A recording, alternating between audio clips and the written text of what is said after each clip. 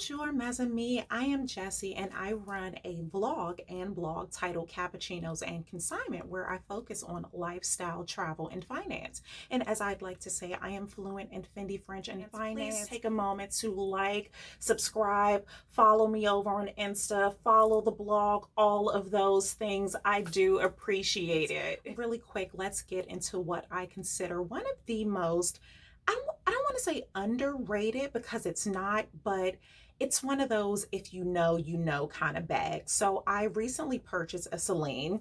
I'll insert a link below. And that's another one of those bags where if you know, you know. So this bag, quick, just fun fact, I love fashion history. This bag was not meant to leave the runway. This bag was actually just like a prototype for runway shows. A lot of the accessories that are used in fashion shows aren't sold. So this was one of those pieces.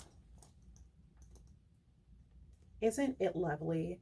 Oh my goodness. This bag, it made its debut in early 2000s. If you remember like the Paris Hilton, Nicole Richie era, you would have remembered this bag. This bag was everywhere. It comes in I feel like 50 colors. Like you can get this bag in so many shades. It is amazing. It comes in about 4 different leathers, but we'll get there.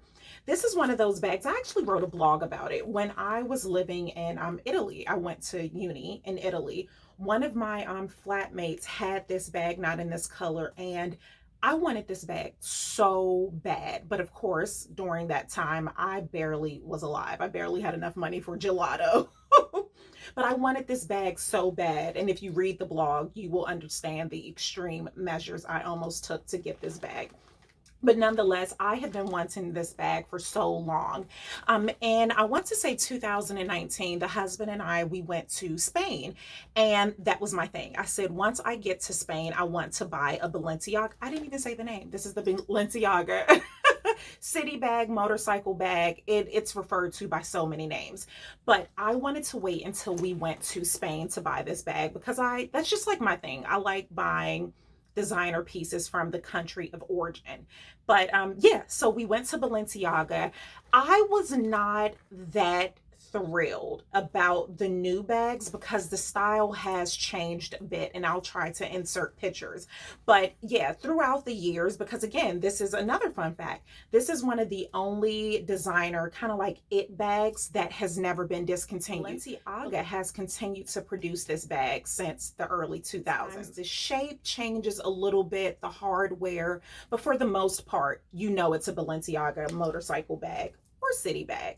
And I waited for one, just the price. These bags now can go anywhere upward of 2,000 US dollars, but I was able to get this pre-loved while in Spain, and I'm glad I did. If you follow me over on Insta, know that I do not baby my bags. I am very, very rough with my bags, and that's one of my things. When I buy new bags, I always feel like, oh my goodness, it's precious cargo, and we shouldn't really feel like that with our designer pieces. We need to actually wear them. So buying this bag pre-loved, in my opinion, was a very great decision because one, I mean, it's a moto. And if you wear moto jackets, you know there's nothing like a good vintage leather years of wear. So whomever owned this bag before me did it good because, I mean, look at the lines.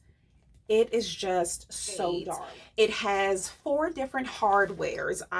It may be hard to see, but it's like copper hardware. 3 different leathers, I want to say. So it's a lot that goes into choosing this bag. It's not as simple as, oh, I just want a city bag. I mean, it is that simple. You can make that decision, but there are a lot of things to choose from. I'm not a big fan of lambskin because it is so delicate. And again, I do not baby my bag. So I am in any designer bag, I always try to go for the most textured leather because it gives a little grace when I do scuff and throw the bag. But all in all, I am so happy with this bag. I wear it a lot considering its color. I wear it more than I would have thought, and the price again made me feel a little more assured with buying it. If I purchased it retail, I think I would have gotten like a more traditional color. It would have been black or navy or something that I could wear all the time. But since I did not pay I'm saying a lot because that's very subjective for this in comparison to all this other stuff.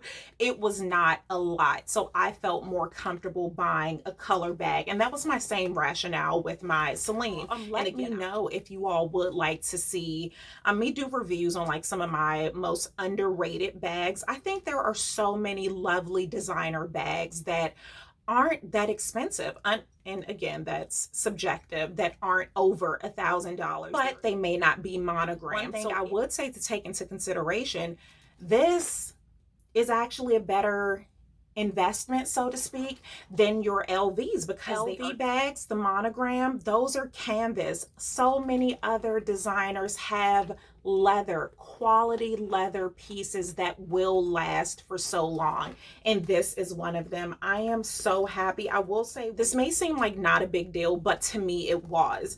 I wanted my mirror. That's one of the signature pieces of this bag. So a lot of times I noticed on the pre-loved market, I don't know why people take this off. So I'm like, what are you doing with your city bag mirrors? But I will say, and it may not be a big deal to you, but for me, I definitely wanted the mirror. This also came with the dust bag and the box. Again, whomever had this really took care of it. I have worn it like crazy, so I have added to a lot of this aging, but I am really thrilled. It holds a lot. It comes in several sizes. There's the mini, the small. This is the medium. This isn't the large. I could not find a large in this color, and I really wanted mustard, again, because I wouldn't buy a mustard, let's say Chanel flap or something, because that is really pricey. So bag, I think every bag collector should consider having this, because you can dress it up so many ways. Like when you look at it, it's very biker chic, of course, moto bag, but you can definitely make it feminine. And I'll insert some pictures of how I have styled this bag. If you have any questions about this bag or any other underrated bags, just let me know.